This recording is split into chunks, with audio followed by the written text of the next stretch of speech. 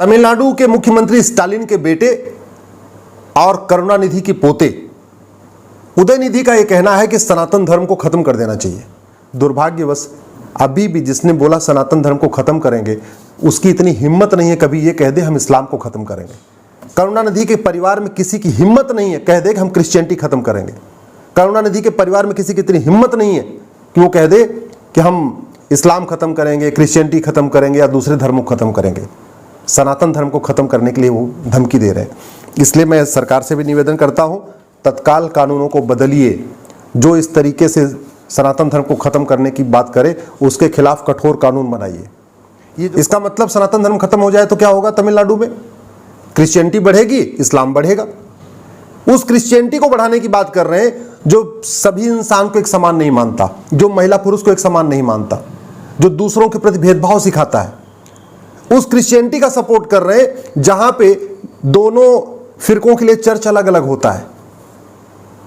तमिलनाडु में अगर सनातन धर्म खत्म हो जाएगा तो इसका मतलब इस्लाम बढ़ेगा, और इस्लाम बढ़ने का मतलब जहां सिया सुन्नी की मस्जिद अलग अलग होती है, सिया सुन्नी का कब्रिस्तान अलग अलग होता है, जहां इस्लाम में सबको एक समान नहीं माना जाता, महिला पुरुष को एक समान नहीं माना जाता, उसको बढ़ाने की बात कर रहे हैं और सनातन धर्म को खत्म करने की बात कर रहे हैं। कभी भी करुणानिधि के परिवार के लोगों ने आज तक घूसखोरी खत्म करने की बात किया, जमाखोरी खत्म करने की बात किया, मिलावटखोरी खत्म करने की बात किया? तमिलनाडु में करुणानिधि का परिवार इतने दिन से राज कर रहा है। पूरा परिवार, पूरा खानदान पॉलिटिक्स में है। करुणानिधि थे, उसके बाद स्टालिन मुख्यमंत्री है, अलागिरी पॉलिटिक्स में है, मारन पॉलिटिक्स में है, कनिमोझी पॉलिटिक्स में है, दयानिधि पॉलिटिक्स में है, उदयनिधि पॉलिटिक्स में है, अरुणनिधि पॉलिटिक्स में है। पूरा खानदान पॉलिटिक्स में भरा हुआ है। कोई सांसद है, कोई विधायक है, पहले कोई केंद्र में मंत्री था, कोई मुख्यमंत्री, कोई राज्यसभा में, कोई लोकसभा में, पूरा खानदान पॉलिटिक्स में।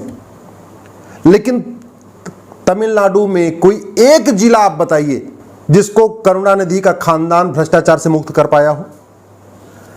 करुणानिधि के खानदान के लोग घूसखोरी खत्म करने की बात नहीं करते, जमाखोरी खत्म करने की बात नहीं करते, मिलावटखोरी खत्म करने की बात नहीं करते, कालाबाजारी खत्म करने की बात नहीं करते। करुणानिधि के खानदान के लोग कभी भी अवैध निर्माण रोकने की बात नहीं करते। सड़क के किनारे अवैध मदरसे बन रहे हैं, अवैध मस्जिद बन रही है, अवैध मज़ारें बन रही हैं, अवैध कब्रिस्तान बन रहे हैं, अवैध दरगाहें बन रही हैं, अवैध चर्च बन रहे हैं। लेकिन कभी भी करुणानिधि के खानदान में कोई एक व्यक्ति आप बताइए जिसने कभी इसके खिलाफ बोला हो। हाँ, सनातन धर्म खत्म होना चाहिए, ये करुणानिधि के खानदान का अल्टीमेट टारगेट है, जिसको अभी बोल दिया उदयनिधि ने। हाँ, खत्म कर देना चाहिए। तमिलनाडु में अपराध बढ़ रहा है, भ्रष्टाचार बढ़ रहा है, किडनैपिंग बढ़ रही है, दहेज हत्या बढ़ रही है, SC ST के मुकदमे बढ़ रहे हैं, कन्वर्जन इतना तेजी के साथ बढ़ रहा है, काला जादू, अंधविश्वास फैल रहा है। तमिलनाडु के हर जिले में बहुत तेजी के साथ क्रिश्चियनिटी फैल रही है। तमिलनाडु के हर जिले की डेमोग्राफी बदल रही है। अगर आप डिस्ट्रिक्ट वाइज देखिए तो जितने भी जिले हैं तमिलनाडु के, आपका अरियालूर, चेंगलपट्टू, चेन्नई, कोयम्बटूर, कुडालोर, धर्मापुरी, डिंडीगुल, ईरोड, कलाकुर्ची, कांचीपुरम, कन्याकुमारी, करूर, कृष्णागिरी, मदुरई, मयिलादुराई, हर जिले में रोहिंग्या घुसपैठ हो रही है, बांग्लादेशी घुसपैठ हो रही है, क्रिश्चियनिटी फैल रही है, इस्लाम फैल रहा है, तमिल कल्चर खत्म हो रहा है, तमिल रीति रिवाज खत्म हो रहा है, तमिल व्यवहार खत्म हो रहा है, तमिल भाषा कमजोर हो रही है। लेकिन करुणानिधि के खानदान के लोग कभी इसके खिलाफ नहीं बोलते। हाँ, उनको सनातन धर्म खत्म करना है, उनको भगवान शंकर का अस्तित्व खत्म करना है, भगवान विष्णु का अस्तित्व खत्म करना है, उनको शैव को खत्म करना है, उनको वैष्णव को खत्म करना है, सनातन धर्म को खत्म करना है, हिंदू धर्म को खत्म करना है।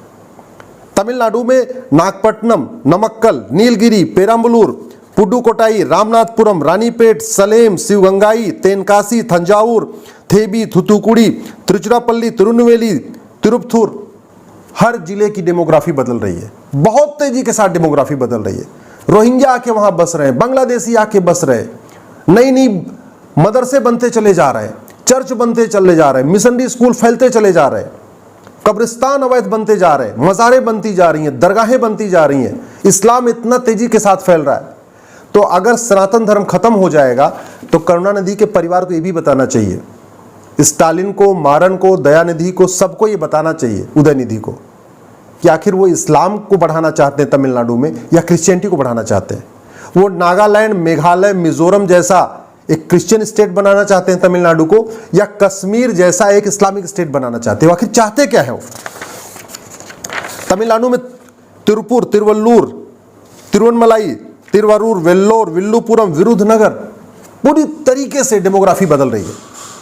तमिल रीति रिवाज कमजोर हो रहा है, तमिल भाषा कमजोर हो रही है, तमिल कल्चर कमजोर हो रहा है। और तमिल का मतलब सनातन कल्चर, तमिल कल्चर कमजोर होने का मतलब सनातन कल्चर खत्म हो रहा है। इसलिए मैं तमिलनाडु की जनता से निवेदन करता हूं, इनके झांसे में मत आइए, इनके खिलाफ आवाज उठाइए। हमारे पूर्वजों ने बड़े मुश्किल से सनातन संस्कृति को बचाया था, नहीं तो मुगलों ने खत्म कर दिया होता। हमारे पूर्वजों ने 500-700 साल तक लगातार अंग्रेजों को झेला, मुगलों को झेला, उसके बाद हमें बचा के रखा। पूर्वजों के कारण आज की डेट में हमारी माताएं बहनें सिंदूर लगाती हैं, गजरा पहनती हैं, मंगलसूत्र पहनती हैं, रक्षा हम लोग पहनते हैं, जनेऊ पहनते हैं, सब कुछ करते हैं। लेकिन ये ओट जीवी और नोट जीवी नेता, खास तौर पे जो करुणानिधि का खानदान है, जिसके पास हजारों करोड़ की अवैध संपत्ति है, हजारों करोड़ की बेनामी संपत्ति है, काला धन है, आय से अधिक संपत्ति है, वो कास्ट के आधार पे बांट के, रिलीजन के आधार पे बांट के, लैंग्वेज के आधार पे बांट के सनातन संस्कृति को खत्म करना चाहता है। दुर्भाग्यवश अभी भी जिसने बोला सनातन धर्म को खत्म करेंगे, उसकी इतनी हिम्मत नहीं है कभी ये कह दे हम इस्लाम को खत्म करेंगे। करुणानिधि के परिवार में किसी की हिम्मत नहीं है कह दे कि हम क्रिश्चियनिटी खत्म करेंगे। करुणानिधि के परिवार में किसी की इतनी हिम्मत नहीं है कि वो कह दे कि हम इस्लाम खत्म करेंगे, क्रिश्चियनिटी खत्म करेंगे या दूसरे धर्मों को खत्म करेंगे। सनातन धर्म को खत्म करने के लिए वो धमकी दे रहे हैं। इसलिए मैं सरकार से भी निवेदन करता हूं, तत्काल कानूनों को बदलिए। जो इस तरीके से सनातन धर्म को खत्म करने की बात करे, उसके खिलाफ कठोर कानून बनाइए। ये जो परिवारवाद है, इसको खत्म करने के लिए, विधायक बनने के लिए, सांसद बनने के लिए एक ऑल इंडिया लेवल पे टेस्ट करिए। आखिर टीचर के लिए सीटेट हो सकता है ऑल इंडिया लेवल पे, कलेक्टर बनने के लिए आईएएस का एग्जाम हो सकता है, तो सांसद विधायक बनने के लिए ऑल इंडिया लेवल पे एग्जाम क्यों नहीं होना चाहिए? पार्षद प्रधान बनने के लिए एग्जाम क्यों नहीं होना चाहिए? ये सांसद विधायक बनने के लिए मिनिमम क्वालिफिकेशन क्यों नहीं सेट होनी चाहिए? अनपढ़, अनाड़ी, गंवार, कुछ नहीं आता जाता, जिनको न संविधान पता, न कानून पता, न एबीसीडी पता, वो सांसद विधायक बन रहे। क्यों बन रहे? क्योंकि परिवार के लोग पहले सांसद विधायक थे, उसका फायदा उठा रहे। आप उदाहरण देख लीजिए, करुणानिधि के परिवार में कितने लोग हो गए हैं सांसद विधायक? बेटी, बेटे, दामाद, नाती, पोते, सब पॉलिटिक्स में भर गए, सब लोग पैसा कमा रहे। इसलिए अब समय आ गया है, जैसे क्लर्क और कलेक्टर बनने के लिए एग्जाम होता है, कांस्टेबल बनने के लिए एग्जाम होता है, वैसे ही आप सांसद विधायक बनने के लिए एक एग्जाम कंडक्ट किया जाए। जो पास कर पाए वही खड़ा हो पाए। सांसद विधायक बनने के लिए मिनिमम क्वालिफिकेशन सेट किया जाए, मैक्सिमम एज लिमिट सेट किया जाए, सांसदों विधायकों की अकाउंटेबिलिटी तय किया जाए, सांसदों विधायकों की ड्यूटी तय किया जाए कि हर सत्र में इनके लिए सवाल पूछना अनिवार्य किया जाए, सजेशन देना अनिवार्य किया जाए, इनके लिए प्राइवेट मेंबर बिल पेश करना अनिवार्य किया जाए। डीएमके जैसे परिवारवादी पार्टियों को खत्म करने के लिए भ्रष्टाचार को खत्म करना पड़ेगा। भ्रष्टाचार को खत्म करने के लिए 100 रुपए से बड़ा नोट बंद करना पड़ेगा, 5000 रुपए से महंगे सामान का कैश लेन देन बंद करना पड़ेगा, 50,000 रुपए से महंगी प्रॉपर्टी को आधार से लिंक करना पड़ेगा, तब इनकी बेनामी प्रॉपर्टी पकड़ में आएगी। ये जितने, चाहे वो डीएमके हो, चाहे एआईडीएमके हो, चाहे वो टीडीपी हो, चाहे वो पीडीपी हो, जितनी भी पॉलिटिकल पार्टियां, सब ने हजारों करोड़ की प्रॉपर्टी जमा कर रखी है। अपने नाम पे कम किया हुआ है, अपने ड्राइवर के नाम पे, खाना बनाने वाले के नाम पे, अपने सिक्योरिटी गार्ड के नाम पे, अपने नौकर के नाम पे ज्यादा इन्होंने प्रॉपर्टी बनाई है। इसलिए प्रॉपर्टी को आधार से लिंक करना जरूरी है। सारे टैक्स खत्म करना पड़ेगा। ये टीडीएस, जीएसटी, फीएसटी जितना चल रहा है सबको खत्म करके केवल one nation one tax, banking transaction tax, ये जितना कैश लेन देन जितना बंद हो जाएगा, जितना ज्यादा डिजिटल लेन देन शुरू होगा, उतना ही ज्यादा ही करप्शन खत्म होगा। करप्शन खत्म होगा तो डीएमके भी खत्म होगी, एआईडीएमके भी खत्म होगी, टीडीपी भी खत्म होगी, मुफ्ती वाली पार्टी भी खत्म होगी, करुणानिधि की पार्टी भी खत्म हो गई, अब्दुल्ला की पार्टी भी खत्म होगी, सोरेन की पार्टी भी खत्म होगी, अखिलेश की पार्टी भी खत्म होगी। जितनी भी परिवारवादी पार्टियां, इनका इलाज यही है, जितना ज्यादा करप्शन कम होता जाएगा उतना ही परिवारवाद खत्म होता जाएगा। इसी तरीके से इनकी परिवारवादी पार्टियों के ऊपर चंगुल करने के लिए भ्रष्टाचारियों की 100% प्रॉपर्टी जब्त करने और इनको आजीवन कारावास देने के लिए कानून बनाना पड़ेगा।